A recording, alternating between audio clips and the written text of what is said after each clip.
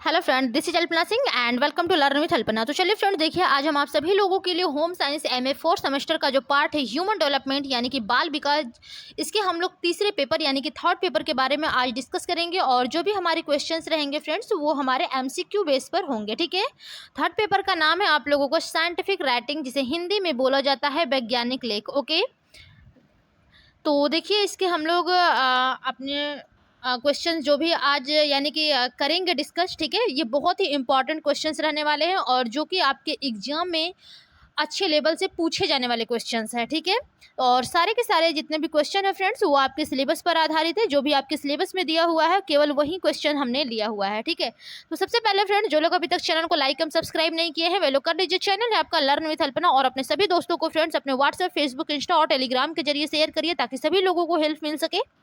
तो चलिए फ्रेंड्स, फटाफट से हम लोग अपनी आज की क्लास की शुरुआत करते हैं और देखेंगे हमारा मोस्ट इंपॉर्टेंट क्वेश्चंस क्या है। ठीक है, तो सबसे पहले फ्रेंड्स हमारा देखिए most important MCQ type questions है। ठीक है, यानी कि जो हमारे बहुविकल्पीय प्रश्न आते हैं, जैसे कि देखिए आप सभी लोग जानते हैं आपके सेकंड सेमेस्टर में भी आप लोगों का एमसीक्यू बेस पर पेपर हुआ था और फोर्थ सेमेस्टर में भी होगा। ठीक है, तो आप लोगों से फ्रेंड्स हमारा बस एक रिक्वेस्ट है कि आप सभी लोग अपने अपने कॉलेज में जो भी सेकंड सेमेस्टर के वीडियोज है, ठीक है, उसको शेयर कर दीजिएगा। ठीक है, आप लोगों के लिए इतना ज़्यादा क्वेश्चन सॉल्व करवाएंगे हम, ठीक है, कि पेपर में आप लोगों के जो भी नंबर है वो काफ़ी अच्छे मार्क्स आएंगे।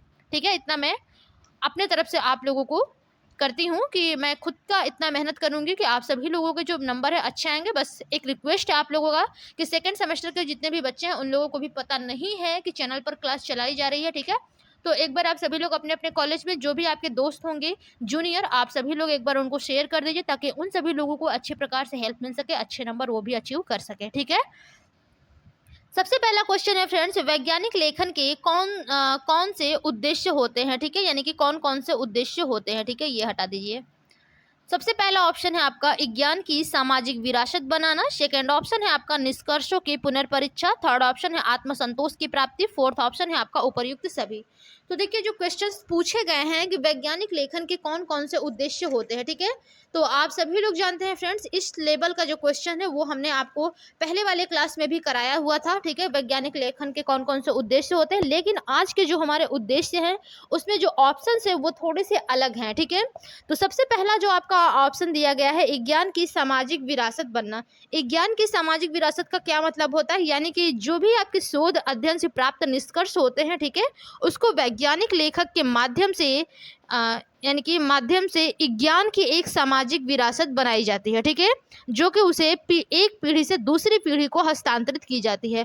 फॉर एग्जाम्पल, आप सभी लोगों के पास यानी कि आपके मम्मी होंगे, ठीक है, मम्मी पापा होंगे, दादा दादी होंगे, उन लोगों के पास ऐसे बहुत से नॉलेज होंगे जो कि आप लोगों को नहीं पता होगा। ठीक है, और समय रहते आप लोगों को उस नॉलेज से उनको यानी कि जो आपके दादा दादी होंगे या फिर मम्मी पापा होंगे, आप लोगों को उस पुराने नॉलेज से अवगत कराने होंगे। ठीक है, यानी कि पुरानी पीढ़ी को यानी कि जो भी पुरानी पीढ़ी का नॉलेज है, ज्ञान है, वो आप लोगों को न्यू पीढ़ी में हस्तांतरित करते हैं। ठीक है, तो इस प्रकार से जो भी आपके ज्ञान की सामाजिक विरासत बनना, ठीक है, तो ये भी एक बहुत ही अच्छी बात कही गई है। ठीक है, जैसे कि देखिए सब लोग सिंपली भाषा में बोलते हैं कि आपके पास जितने भी नॉलेज है बाहर किसी को मत दीजिए, बल्कि अपने नॉलेज को आप लोग छुपा करके इकट्ठा करके रखिए और अपनी अगली पीढ़ी को दीजिए। क्योंकि ऐसा इसलिए कहा जाता है फ्रेंड्स, देखिए आज के ज़माने में यानी कि जो भी आपके जनरेशन आज के चल रहा है, ठीक है, इसमें कोई को यानी कि किसी को भी आप चाहे जितना भी हेल्प कर दीजिए, कुछ भी कर दीजिए, ठीक है, यदि वो आगे चल करके समाज में कुछ अच्छा बन जाता है, कुछ करता है, ठीक है, तो वो कभी भी आपको याद नहीं करेगा। इसलिए क्या होता है कि आपका जितने भी ज्ञान है, जो भी आपके पास नॉलेज है, वो आप स्वयं के पास रखिए और अपने बच्चों को यानी कि अपनी पीढ़ी में हस्तांतरित करिए। ठीक है, इसलिए यहाँ पर कहा जा सकता है कि ज्ञान की सामाजिक विरासत बनना। ओके, अगला क्वेश्चन है अगला ऑप्शन आपका था निष्कर्षों की पुनर्परीक्षा। निष्कर्षों की पुनर्परीक्षा का मतलब क्या होता है, रीटेस्टिंग। ठीक है, यानी कि जो भी आपके वैज्ञानिक लेखन द्वारा शोध से प्राप्त जो निष्कर्ष होते हैं फ्रेंड्स, वो आपका एक लिखित प्रलेख के रूप में वैज्ञानिक जगत की धरोहर बन जाते हैं। ठीक है, और इन्हीं निष्कर्षों की परीक्षा व पुनर्परीक्षा की जा सकती है, जिससे कि जो भी आपके निष्कर्ष हैं वो प्रमाणिक सिद्ध किया जा सकता है या फिर गलत प्रमाणित किया जाता है। ठीक है, देखिए दोनों ही जो स्थितियां होती हैं फ्रेंड्स, वो विज्ञान की दृष्टि से उपयोगी होती है। ठीक है, यदि वो प्रमाणिक हो रही हैं तब भी और गलत प्रमाणिक हो रही हैं तब भी। ठीक है, दोनों ही स्थितियां जो है वो विज्ञान की दृष्टि से उपयोगी होती है, ठीक है। और यह देखिए जो वैज्ञानिक लेखन होती है उसकी प्रतिष्ठा में सहायक होती है। ओके, तो निष्कर्षों की पुनर्परीक्षा के बारे में आई होप आप सभी लोग समझ गए होंगे फ्रेंड्स। अगला ऑप्शन है आपका आत्मसंतोष की प्राप्ति। देखिए आत्मसंतोष की प्राप्ति से क्या मतलब यानी कि मतलब क्या होता है, ठीक है, यानी कि क्या इसका तात्पर्य होता है वैज्ञानिक लेखन के उद्देश्य में, ठीक है। यानी कि देखिए जो भी आपका शोधकर्ता होता है, ठीक है, जो भी रिसर्चर्स होता है, जो भी शोधकर्ता होता है फ्रेंड्स, वो अत्यधिक समय, श्रम एवं धन से शोध कार्य करता है। बिल्कुल सही बात है। फॉर एग्जांपल यदि आप लोग खुद का अपना पर्सनल लघु शोध बना रहे हैं, ठीक है, तो उसमें आप अपना खुद का टाइम देंगे, ठीक है। श्रम का मतलब आप अपना मेहनत लगाएंगे, धन यानी कि जो भी उसमें खर्च आएंगे पैसे रुपए, ठीक है, वो आप अपना खुद का देंगे। तो देखिए जो शोधकर्ता होता है फ्रेंड्स, वो अत्यधिक समय, श्रम एवं धन से शोध कार्य करता है और उससे जो भी प्राप्त उसके निष्कर्ष होते हैं वो उसकी पूंजी होती है, ठीक है। यानी कि देखिए जो भी आपके फ्रेंड्स लघु शोध होते हैं वो कितने नंबर के होते हैं, 100 नंबर के होते हैं, ठीक है।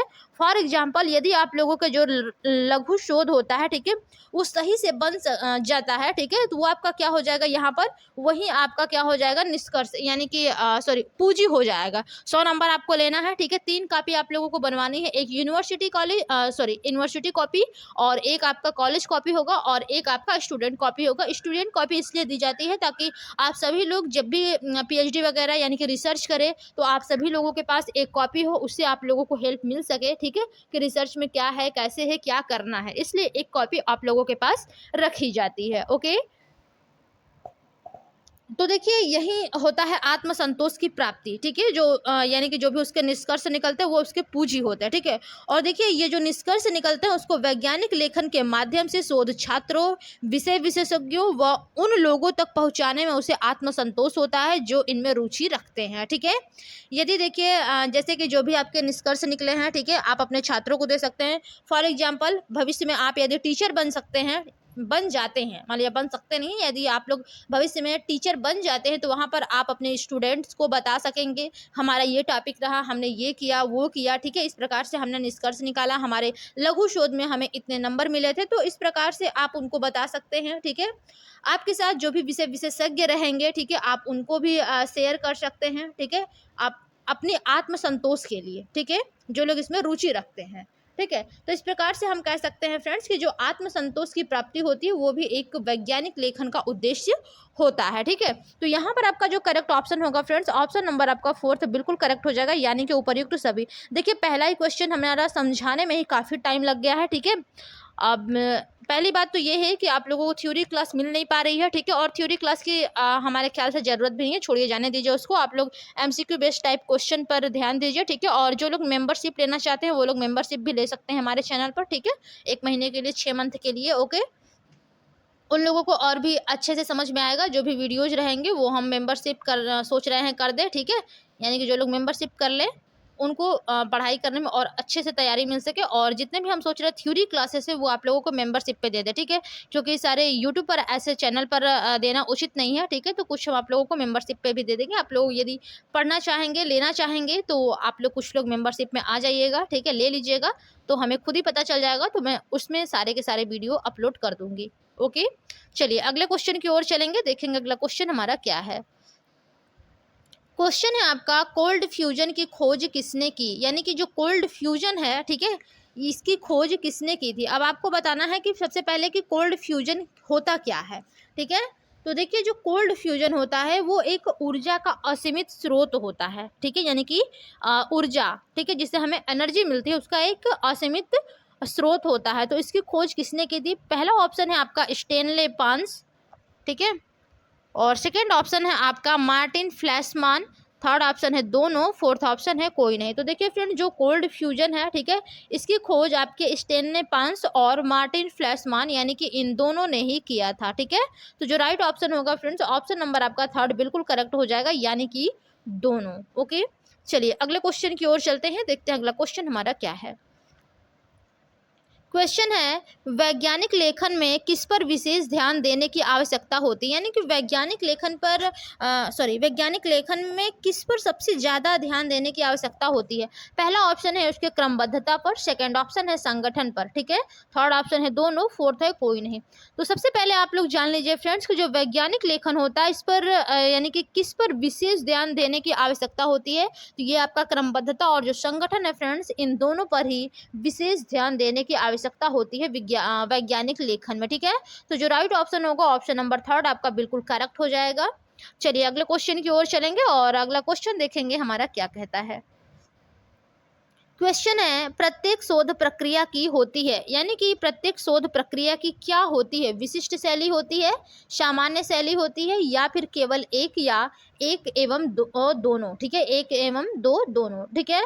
तो देखिए फ्रेंड, जो प्रत्येक शोध प्रक्रिया की होती है वो उसकी विशिष्ट शैली होती है, ठीक है। विशिष्ट शैली तो होती है, बट हम लोग राइट ऑप्शन जाएंगे केवल एक में, ठीक है, यानी कि ऑप्शन नंबर थर्ड।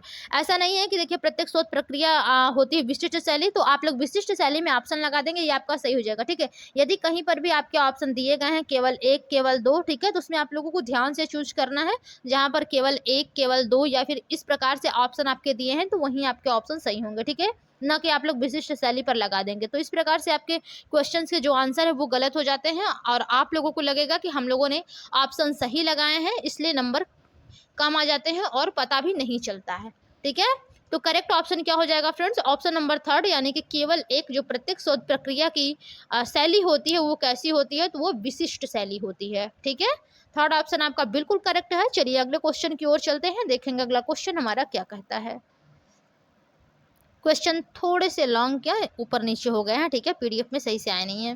क्वेश्चन है कि वैज्ञानिक लेखन कौशल में सुधार कैसे किया जा सकता है, यानी कि वैज्ञानिक लेखन कौशल में, ठीक है, यानी कि जो लिखने का कौशल होता है आप उसमें सुधार कैसे कर सकते हैं। पहला ऑप्शन है बार बार पढ़कर, सेकेंड ऑप्शन है लिखकर, थर्ड ऑप्शन है अन्य के लेखन की तार्किक और आलोचना करके, फोर्थ ऑप्शन है उपर्युक्त सभी। तो देखिए फ्रेंड, जब भी आप लोगों को वैज्ञानिक लेखन कौशल में सुधार लाना है, ठीक है, तो सबसे पहले तो आप लोगों ने जो भी लेखन लिखा है, ठीक है, उसको आप बार बार पढ़िए, जहाँ भी त्रुटियां हैं आप उसको सही करिए, ठीक है, या फिर बार बार लिखना। फॉर एग्जांपल, यदि आप लोग लेखन कौशल अच्छा नहीं है, ठीक है, और अच्छे से लिख नहीं पा रहे हैं, तो आप लोग बार बार लिखने की प्रैक्टिस करिए, ठीक है, जहाँ पर भी त्रुटियां हो रही हैं, गलतियां हो रही हैं, आप उसको सही करिए, ओके। थर्ड ऑप्शन है आपका अन्य के लेखन की तार्किक और आलोचना करके, यानी कि किसी और का लेखन है, ठीक है, उसका तार्किक और आप लोग आलोचना कर रहे हैं, यानी कि क्या क्या कमियां हैं, ठीक है, आप उसको सुधार करके जो अपना लेखन है आप उसको अच्छे से लिख सकते हैं। तो यहाँ पर राइट ऑप्शन जो होगा फ्रेंड्स, ऑप्शन नंबर फोर्थ, ये बिल्कुल करेक्ट हो जाएगा, यानी कि उपर्युक्त सभी।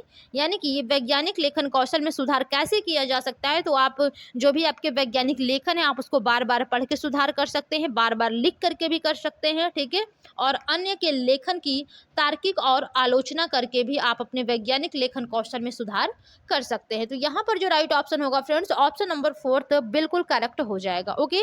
चलिए अगले क्वेश्चन की ओर चलेंगे और अगला क्वेश्चन देखेंगे क्या है। अगला क्वेश्चन है आपका, कोल्ड फ्यूजन की खोज किस सन में की गई थी, यानी कि जो ऊर्जा का असीमित स्रोत था, ठीक है, यानी कि कोल्ड फ्यूजन जिसे हम लोग बोलते हैं, ओके, इसका खोज कब किया गया था। पहला ऑप्शन है 1989 में, सेकेंड ऑप्शन है 1990 में, थर्ड ऑप्शन है 1988 में, फोर्थ ऑप्शन है 1948 में। तो देखिए फ्रेंड, जो कोल्ड फ्यूजन की खोज के बारे में पूछा गया है, तो इसका खोज यानी कि देखिए जो कोल्ड फ्यूजन है, ठीक है, इसका जो खोज हुआ था फ्रेंड्स, ये आपका 1989 में हुआ था, ठीक है। देखिए इसमें राइट ऑप्शन तो आपका फर्स्ट होगा, ठीक है, बट आप लोगों को एक चीज़ बता देते हैं इसके बारे में कि यानी कि देखिए जो भी आपके स्टेनले पांस और जो मार्टिन फ्लैश मान थे, ठीक है, जिन्होंने ये जारी किया था, यानी कि घोषणा किया था कि उन्होंने कोल्ड फ्यूजन की खोज की थी। लेकिन देखिए फ्रेंड्स, जब अन्य वैज्ञानिक यानी कि कुछ वैज्ञानिकों ने उनके आर्टिकल लेखन के अनुसार उस प्रयोग को दोहराने में असमर्थ रहे, ठीक है, तो इस घोषणा का श्रेय जो था वो समाप्त हो गया था। लेकिन आपसे क्वेश्चन देखिए पूछ सकता है कि कोल्ड फ्यूजन की खोज कब की गई थी। मोस्ट इंपॉर्टेंट क्वेश्चन 1989 ईस्वी में किया गया था, ठीक है, यानी कि यहाँ पर फर्स्ट ऑप्शन जो है वो आपका बिल्कुल करेक्ट हो जाएगा। चलिए अगले क्वेश्चन की ओर चलेंगे और देखेंगे अगला क्वेश्चन हमारा क्या कहता है। अगला क्वेश्चन है फ्रेंड्स आपका कि वैज्ञानिक लेख क्या है। ठीक है, क्वेश्चन आपसे पूछा गया है वैज्ञानिक लेख क्या है। पहला ऑप्शन है आपका रहस्यमयी कहानी, सेकंड ऑप्शन है आपका सफल प्रयोगों की डायरी, थर्ड ऑप्शन है असफल प्रयोगों की डायरी और फोर्थ ऑप्शन है कोई नहीं।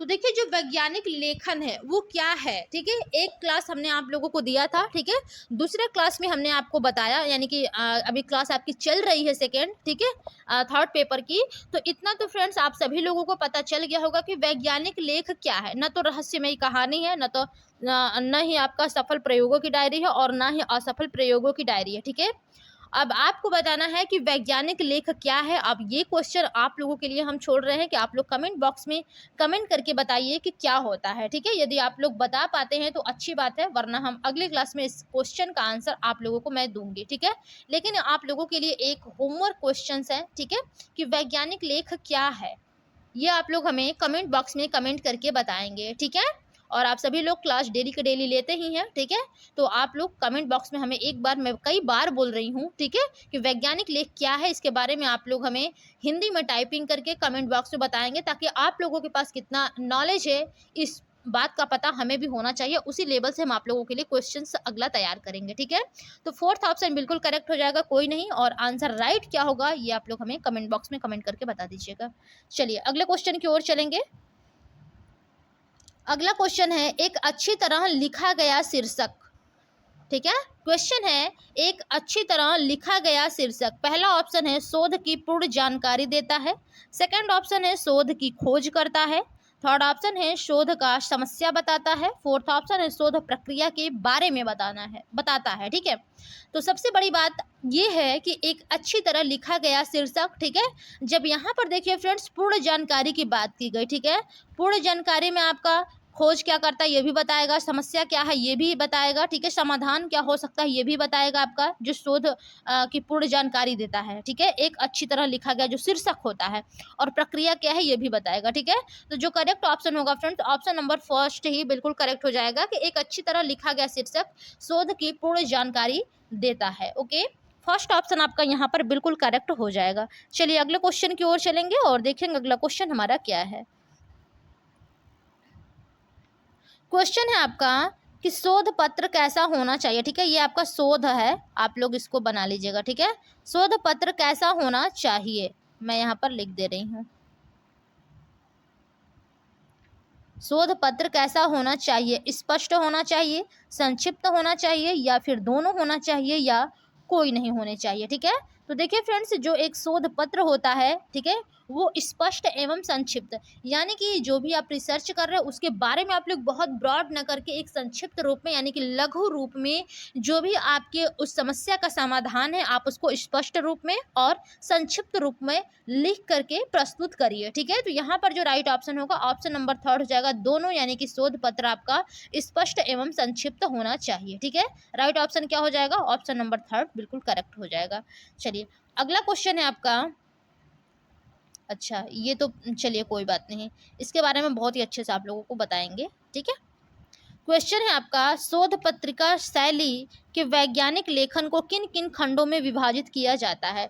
देखिए अब जो आपकी शोध पत्रिका की शैली होती है, ठीक है, इसके वैज्ञानिक लेखन को किन किन खंडों में विभाजित किया जाता है। जाहिर सी बात है कि देखिए आपके ऑप्शन में पेपर में आपके 4 ऑप्शन आएंगे। ठीक है, लेकिन हमने इस क्वेश्चन के ऑप्शन जो है वो 10-11 लिए हैं लगभग, यानी कि जितने भी इसमें टॉपिक है मैं सारा आप लोगों को बताना चाहती हूँ। ठीक है, जो कि देखिए फिर यानी कि पेपर में अलग से क्वेश्चन दे देगा, आप लोग बता नहीं पाएंगे और बोलेंगे कि मैम ये क्वेश्चन आपने कराया नहीं है, और या फिर हम एक ही क्वेश्चन को 3-4 बार दें। ठीक है, तो 3-4 बार एक ही क्वेश्चन को देने से अच्छा है कि मैं एक ही क्वेश्चन में आप लोगों को सारे मेथड्स बता दें कि किस किस टाइप से इस क्वेश्चन को पूछ सकता है। ठीक है, तो सबसे पहले देखिए जो क्वेश्चन पूछा गया है, शोध पत्रिका शैली के वैज्ञानिक लेखन को किन किन खंडों में विभाजित किया जाता है। सबसे पहला तो आपका शीर्षक होता है। ठीक है, यानी कि शीर्षक क्या होता है, ये आपके वैज्ञानिक लेखन का जो खंड होता है ये सबसे पहला खंड होता है। सेकंड आपका होता है लेखक एवं उसकी मान्यता। ठीक है, लेखक कैसा है, ठीक है, ऑथर कैसा है, फिर उसकी मान्यता क्या है। ठीक है, थर्ड ऑप्शन होता है आपका, यानी कि ये थर्ड पॉइंट होता है। ठीक है, वैज्ञानिक लेखन का खंड सारांश होता है। चौथा आपका परिचय होता है। पांचवा आपका विधि होता है यानी कि मेथड्स। छठवां आपका रिजल्ट होता है यानी कि परिणाम। सातवां पॉइंट आपका होता है चर्चा यानी कि डिस्कशन करना। आठवां पॉइंट होता है आभार व्यक्त करना, ठीक है। नौवां पॉइंट होता है आभार संदर्भ और लास्ट के 10वां पॉइंट होते हैं परिशिष्ट, ठीक है।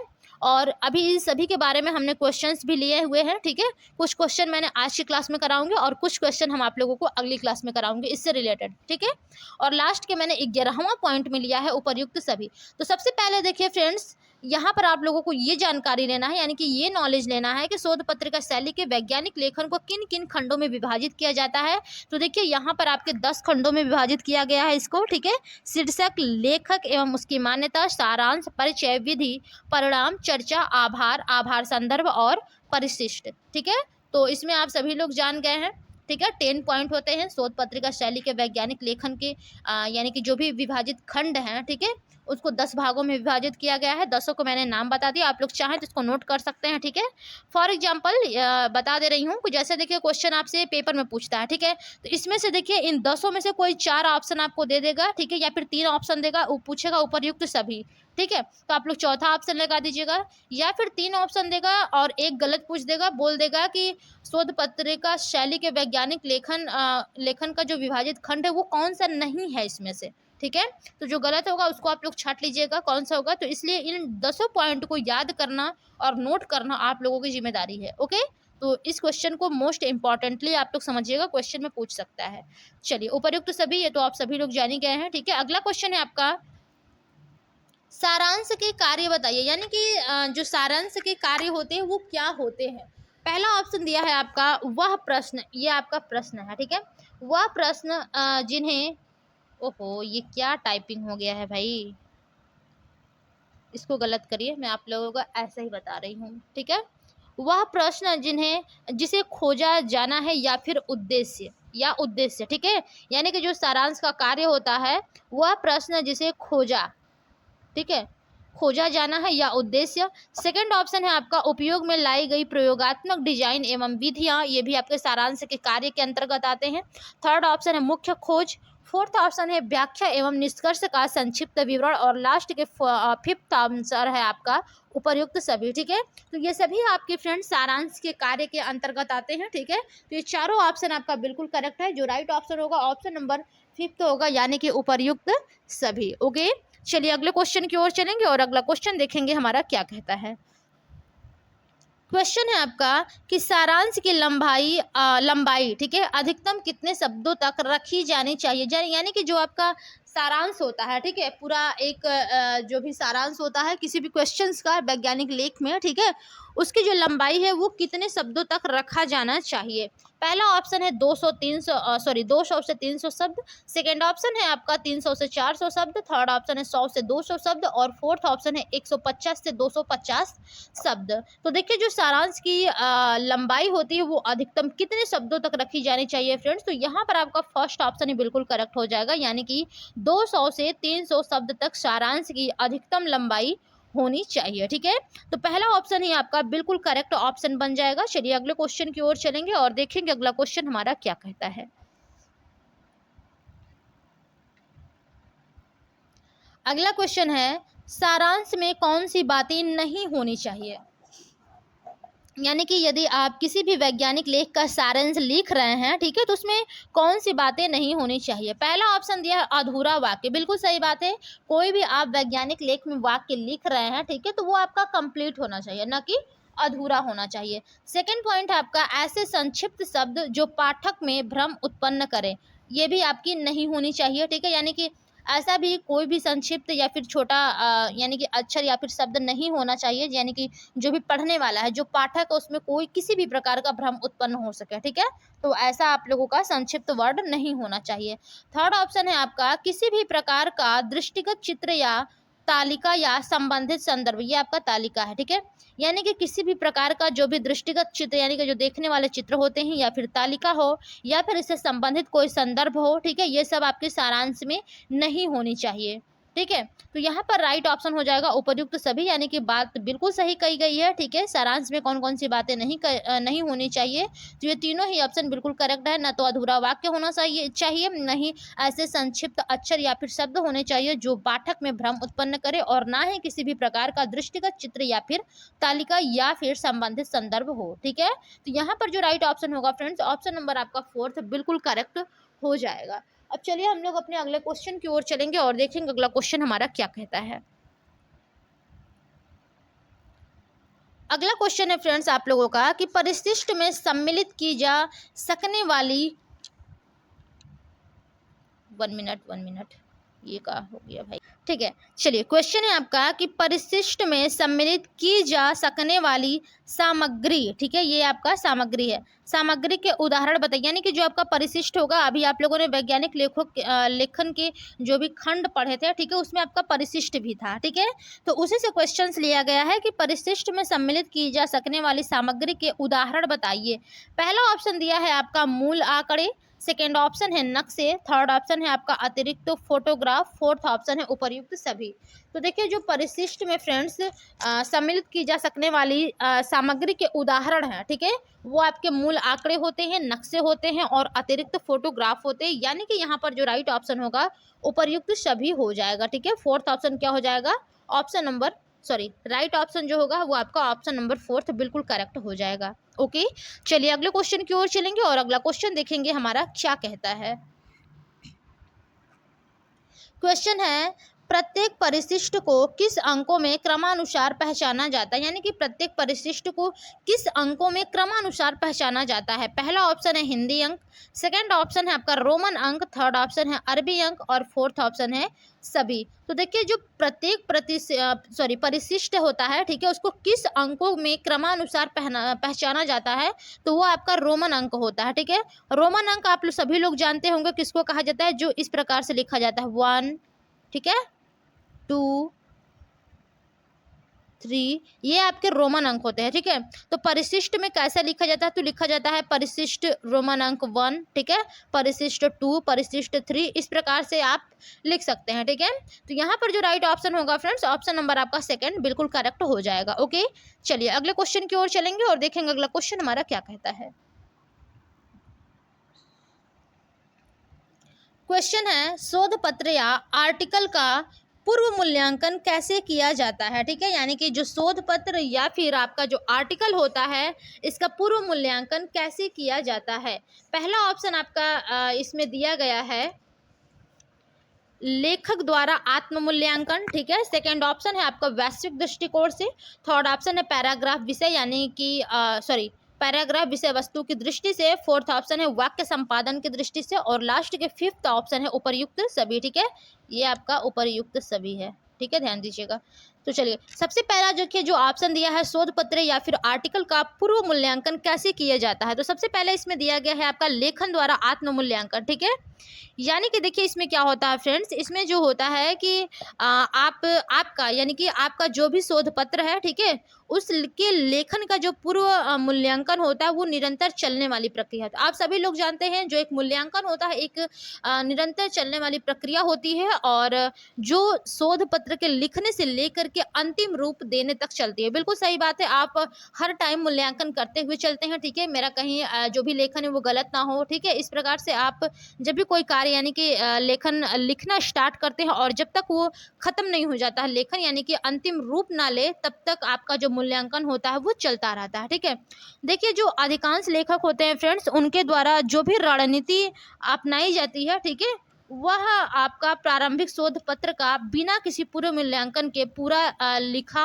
और फिर पूरा दिन बैठकर पूर्व मूल्यांकन करना होता है। ठीक है, तो आइए फ्रेंड्स, आपका जो लेखक द्वारा आत्म मूल्यांकन होता है इसके बारे में आप लोग समझ गए होंगे कि जब से आप लेखन स्टार्ट करते हैं और जब तक उसको अंतिम रूप नहीं दे देते हैं, ठीक है, तब तक आप अपना मूल्यांकन यानी कि आत्म मूल्यांकन किया जाता है लेखक द्वारा, यानी कि जो लिखता है। फॉर एग्जाम्पल आप लिख रहे हैं तो आप खुद का मूल्यांकन हमेशा करते रहेंगे। ठीक है, सेकंड ऑप्शन है आपका वैश्विक दृष्टिकोण से, ठीक है, यानी कि ग्लोबल, ठीक है, वैश्विक दृष्टिकोण से कैसे होता है, यानी कि देखिए जो वैश्विक दृष्टिकोण होता है फ्रेंड्स, इसके अंतर्गत प्रत्येक खंड के विचारों, जो भी उसके पृष्ठभूमि होते हैं और जो भी उसके विषय वस्तु होते हैं, उसके क्रम का निरीक्षण तार्किक प्रगति की दृष्टि से करना चाहिए। ठीक है, इसके लिए देखिए जो भी आपका शोध पत्र है फ्रेंड्स, उसकी समस्या के कथन के वाक्य की सहायता ली जा सकती है। ठीक है, और जो वैश्विक दृष्टिकोण होता है फ्रेंड्स, यह निरीक्षण करना भी आवश्यक होता है कि जो अध्ययन है वो पूर्व हम क्या जानते थे, यानी कि उसका क्या परिचय है और किस प्रकार से इस शोध अध्ययन से परिवर्तन हुए या फिर हमारे पूर्व समझ को किस प्रकार सहारा मिला। ठीक है, और देखिए इन दोनों के मध्य जो भी विचार होते हैं उसके तीव्र संबंधों को देखने के लिए वैश्विक दृष्टिकोण से मूल्यांकन किया जाता है। ठीक है, थर्ड ऑप्शन है आपका पैराग्राफ विषय वस्तु की दृष्टि से, यानी कि देखिए जो पैराग्राफ विषय वस्तु की दृष्टि से होता है फ्रेंड्स, इसमें देखिए जो भी पैराग्राफ की विषय वस्तु होती है उसका पूर्व मूल्यांकन निम्न बिंदुओं के आधार पर किया जाता है। ठीक है, जैसे कि पहला पॉइंट इसमें आपका ये हो सकता है कि जैसे यह निरीक्षण करना कि प्रत्येक पैराग्राफ में टॉपिक के संबंधित, यानी कि टॉपिक से संबंधित वाक्य मुख्य वाक्य के रूप में है। ठीक है, और दूसरा पॉइंट इसमें आप लिख सकते हैं कि प्रत्येक पैराग्राफ में क्या अन्य वाक्य भी टॉपिक से संबंधित बातों का सहारा दे रहे हैं। और तीसरा पॉइंट पे आप लिख सकते हैं कि क्या पैराग्राफ के मध्य वाक्यों में लयबद्धता, ठीक है, लयबद्धता यानी कि संगीत से रिलेटेड जो लय होता है, ठीक है, उस लयबद्धता से इस प्रकार की है कि वह तार्किक एवं आसान यानी कि स्मूथ हो। ठीक है, और चौथा आपका होता है फ्रेंड्स वाक्य संपादन की दृष्टि से। इसमें देखिए वाक्य संपादन की दृष्टि से क्या होता है, यानी कि इसमें आपका एक पॉइंट वाइज हो सकता है कि शब्दावली का योग्य एवं सही उपयोग होते निरीक्षण करना। ठीक है, अनावश्यक कथनों को हटा देना चाहिए, या फिर आपका अगला पॉइंट हो सकता है इसमें आम बोलचाल की सभी भाषा को हटा देना चाहिए। ठीक है, तो इस प्रकार से आप वाक्य संपदा की दृष्टि से भी शोध पत्र या फिर आर्टिकल का आपने पूर्व मूल्यांकन कर सकते हैं। ठीक है, तो यहाँ पर जो राइट ऑप्शन होगा फ्रेंड्स, ऑप्शन नंबर आपका 5 बिल्कुल करेक्ट हो जाएगा, यानी कि उपर्युक्त सभी। ठीक है, शोध पत्र या फिर आर्टिकल का पूर्व मूल्यांकन कैसे किया जाता है, तो इन चारों पॉइंट से किया जाता है। आप लोग इन चारों पॉइंट को ध्यान दीजिए। ठीक है, और इसको नोट कर लीजिएगा। चलिए अगले क्वेश्चन की ओर चलेंगे और देखेंगे अगला क्वेश्चन हमारा क्या कहता है। क्वेश्चन है आपका कि दर्शकों के बारे में विचार करते समय स्वयं से किस प्रकार प्रश्न पूछना चाहिए। फॉर एग्जाम्पल यदि आप यानी कि दर्शक यानी कि आपका जो भी लेखन है, ठीक है, उसका आप विचार कर रहे हैं, ठीक है, तो आपको खुद से ये क्वेश्चन यानी कि किस प्रकार से प्रश्न पूछना चाहते हैं, यानी कि प्रश्न पूछना चाहिए या फिर, ठीक है, दर्शकों के बारे में विचार करते समय कि दर्शक, चलिए ठीक है, अच्छा ऑप्शन में बताएंगे। ठीक है, पहला ऑप्शन दिया है शोध पत्र की सुनने वाले दर्शक कौन से। सबसे पहले आप लोगों को इस क्वेश्चन यानी कि इस प्रकार से खुद से क्वेश्चन करना चाहिए कि जो शोध पत्र है उसको सुनने वाले दर्शक कौन से हैं या फिर किस प्रकार के हैं, किस लेवल के हैं। ठीक है, तो आप अपने आप से पूछिए और उसी हिसाब से आप अपने लेखन को तैयार करिए। ठीक है, या फिर दूसरा पॉइंट है आपका क्या दर्शक शोध पत्र के टॉपिक में रुचि लेने वाले हैं, यानी कि आप खुद से ये क्वेश्चन पूछ सकते हैं कि आपके जो दर्शक हैं क्या वो इसको जो ये टॉपिक है उसमें रुचि लेने वाले हैं या नहीं है। थर्ड ऑप्शन है दर्शक क्यों इस टॉपिक में रुचि रखते हैं, यानी कि आपके पास कोई टॉपिक है लेखन से संबंधित, ठीक है, तो आप लोगों को ये जानना बहुत जरूरी हो जाता है, ठीक है, कि जो हमारे दर्शक है उनको इसी टॉपिक में क्यों रुचि है। ठीक है, तो इस प्रकार से आप अपने से यानी कि स्वयं से क्वेश्चंस कर सकते हैं। चौथा ऑप्शन दिया है इसमें कि दर्शक इस टॉपिक के बारे में पहले से क्या जानते हैं, यानी कि जो आपके दर्शक है जो आपके लेखन को पढ़ रहे हैं, ठीक है, या फिर पढ़ने वाले हैं, उनको इस टॉपिक के बारे में क्या पता है कि वो इसके बारे में ज्यादातर रुचि ले रहे हैं। ठीक है, और फिफ्थ ऑप्शन है उपर्युक्त सभी। तो देखिए उपर्युक्त सभी यानी कि पांचवा आंसर ही आपका बिल्कुल सही हो जाएगा, यानी कि दर्शक के बारे में विचार करते समय स्वयं से किस प्रकार प्रश्न पूछना चाहिए, तो आप इन सभी प्रकार के प्रश्न यानी कि स्वयं से पूछ सकते हैं। ठीक है, और ये मोस्ट इम्पॉर्टेंटली है, आप सभी लोगों के एग्जाम में आने की भी पूरी पूरी संभावनाएं हैं, तो थोड़ा ध्यान दीजिएगा और पढ़ाई को कंटिन्यू कीजिएगा। ठीक है, और साथ ही साथ फ्रेंड्स चैनल को लाइक शेयर सब्सक्राइब करते रहिएगा, बेल आइकन को भी प्रेस कर लीजिए ताकि आने वाली वीडियो का नोटिफिकेशन सबसे पहले आप सभी लोगों के पास पहुंच सके। ओके, अगला क्वेश्चन है आपका कि अन्य दृष्टिकोण से शोध पत्र, ठीक है, ये आपका शोध रहेगा, अन्य दृष्टिकोण से शोध पत्र या आर्टिकल का पूर्व मूल्यांकन कैसे किया जाएगा। ठीक है, पहला ऑप्शन है आपका पाठ्य में सभी स्रोतों का सही संदर्भ दिया हो, बिल्कुल सही बात है। यदि आपके पाठ्य में सभी स्रोतों का सही संदर्भ दिया हो, ठीक है, आप उससे भी आर्टिकल का अपने पुनर्मूल्यांकन कर सकते हैं। सेकंड ऑप्शन दिया है तालिकाओं एवं चित्रों की संख्या के क्रम का निरीक्षण करना। थर्ड ऑप्शन है शीर्षक एवं पाठ्य के मध्य के स्थान का निरीक्षण करना। फोर्थ ऑप्शन है तालिकाओं व चित्रों एवं पाठ्य के मध्य के स्थान का निरीक्षण करना। और फिफ्थ ऑप्शन है आपका उपर्युक्त सभी, ठीक है। तो आप इन सभी यानी कि अन्य दृष्टिकोणों से भी अपने शोध पत्र या फिर आर्टिकल का पूर्व मूल्यांकन कर सकते हैं, ठीक है। तो जो राइट ऑप्शन होगा फ्रेंड्स, ऑप्शन नंबर आपका 5वां बिल्कुल करेक्ट हो जाएगा, यानी कि फिफ्थ ऑप्शन जो होगा वही आपका बिल्कुल करेक्ट यहाँ पर माना जाएगा, ठीक है। चलिए अगला क्वेश्चन है आपका आभार खंड होता है, ठीक है। हमने आपको देखिए अभी पहले ही इसके बारे में जो 10 पॉइंट बताए थे, ठीक है, उसी से संबंधित ये सब क्वेश्चन है। आभार खंड होता है, पहला ऑप्शन है ऐच्छिक होता है, अनैच्छिक होता है, या फिर दोनों होता है, या कोई नहीं होता, ठीक है। तो देखिए फ्रेंड, जो आपके आभार खंड होते हैं वो आपके ऐच्छिक होते हैं, ठीक है। यानी कि जो आभार खंड होते हैं वो कैसे होते हैं, तो वो आपके ऐच्छिक होते हैं, ठीक है। फर्स्ट ऑप्शन ही आपका बिल्कुल करेक्ट यहाँ पर हो जाएगा। अगला क्वेश्चन है आपका समस्या क्या है, ठीक है। समस्या क्या है, शोध पत्र के किस खंड के अंतर्गत आएगा। यानी कि आपको बताना है कि जो समस्या है वो क्या है, ये आपका एक प्रकार का क्वेश्चन है। तो ये शोध पत्र के किस खंड के अंतर्गत आएगा। पहला ऑप्शन है सारांश, सेकेंड ऑप्शन है आपका परिचय, थर्ड ऑप्शन है प्रविधि, फोर्थ ऑप्शन है परिणाम। यानी कि समस्या क्या है, ठीक है, तो ये आपके शोध पत्र के किस खंड के अंतर्गत आएगा। तो ये आपका फ्रेंड्स राइट ऑप्शन हो जाएगा परिचय, ठीक है। परिचय जब आप लोग करते हैं इंट्रोडक्शन, ठीक है, तो सबसे पहला आपका क्वेश्चन होता है समस्या क्या है, ठीक है। जब समस्या क्या है, यहीं से आप लोगों का परिचय जो है वो स्टार्ट होता है, ठीक है।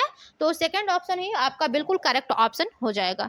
चलिए अगले क्वेश्चन की ओर चलेंगे और देखेंगे अगला क्वेश्चन हमारा क्या कहता है, और ये आपके आज के लास्ट क्वेश्चन हमारे होंगे, ठीक है। क्वेश्चन है शोध पत्र के खंड परिणाम का प्रयोगात्मक प्रक्रिया है। यानी कि शोध